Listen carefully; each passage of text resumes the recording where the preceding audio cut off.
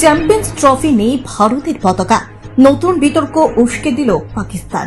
আগামীকাল 19 ফেব্রুয়ারি পর্দা উঠবে চ্যাম্পিয়ন্স ট্রফির। হাইব্রিড পদ্ধতিতে দুবাই ও পাকিস্তানে অনুষ্ঠিত হবে বৈশ্বিক এই টুর্নামেন্টটি। লাহোরের গাদ্দাফি স্টেডিয়ামে হবে উদ্বোধন। মাঠের সাজসজ্জা নিয়ে বেশ ব্যস্ত সময় পার করেছে পাকিস্তান। এরই মধ্যে নতুন বিতর্কের জন্ম দিয়েছে পাকিস্তান ক্রিকেট বোর্ড পিসিবি। টুর্নামেন্টের আয়োজক দেশ হিসেবে অংশগ্রহণকারী সব দেশের পতাকাই টানিয়েছে পিসিবি, তবে সেখানে নেই ভারতের পতাকা। টুর্নামেন্ট পাকিস্তানের হলেও নিরাপত্তার অজুহাত দেখে সেখানে যায়নি ভারত। রোহিত শর্মা থাকছেন না নির্ধারিত ক্যাপ্টেন্স ডেতে। সেই সত্যি নিতেই হয়তো ভারতের পতাকা রাখেনি পাকিস্তান, যদিও এ বিষয়ে পিসিবির আনুষ্ঠানিক কোনো বক্তব্য পাওয়া যায়নি।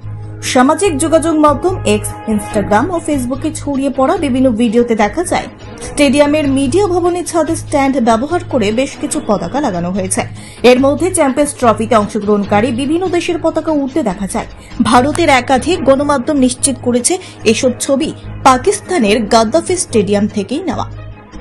সেখানে চ্যাম্পিয়ন্স ট্রফিতে অংশগ্রহণকারী পাকিস্তান, বাংলাদেশ, আফগানিস্তান, অস্ট্রেলিয়া, দক্ষিণ আফ্রিকা, নিউজিল্যান্ড ও ইংল্যান্ডের পতাকা শোভা পাচ্ছে, কিন্তু ভারতের পতাকা নেই। এমনকি আইসিসির লোগো সম্বলিত পতাকাও ঠাঁই পেয়েছে ঐতিহাসিক এই স্টেডিয়ামের সাজসজ্জায়।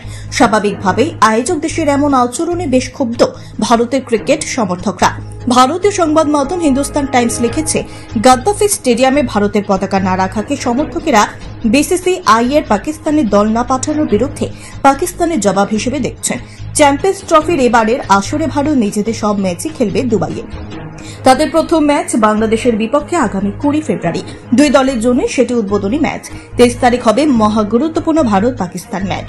ভারত যদি সেমিফাইনাল বা ফাইনালে ওঠে তবে সেই ম্যাচও হবে দুবাইয়ের মাঠে, অন্যথায় সেটা সরে যাবে লাহোরের গাদ্দাফি স্টেডিয়ামে। Bureau report, news Tripura 24। ছাত্রছাত্রীদের সুবিধার্থে এবার দারুণ অফার নিয়ে হাজির।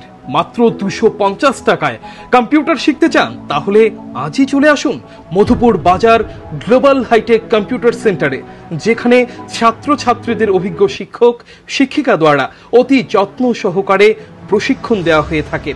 কম্পিউটার শেখানোর পর ছাত্রছাত্রীদের কেন্দ্রীয় সরকারের আওতাধীন অতি উচ্চমানের সার্টিফিকেট তুলে দেওয়া হয়। পাশাপাশি ছাত্রছাত্রীদের ভর্তির ক্ষেত্রে ভর্তির ফি সম্পূর্ণ বিনামূল্যে। তাছাড়া ছাত্রছাত্রীদের সুবিধার্থে ওয়াইফাই এর সম্পূর্ণ সুবিধা দেওয়া হয়ে থাকে। তাই আর দেরি না করে আজই চলে আসুন মধুপুর বাজার নিউজ ত্রিপুরা 24 অফিসের পাশে গ্লোবাল হাইটেক কম্পিউটার সেন্টারে।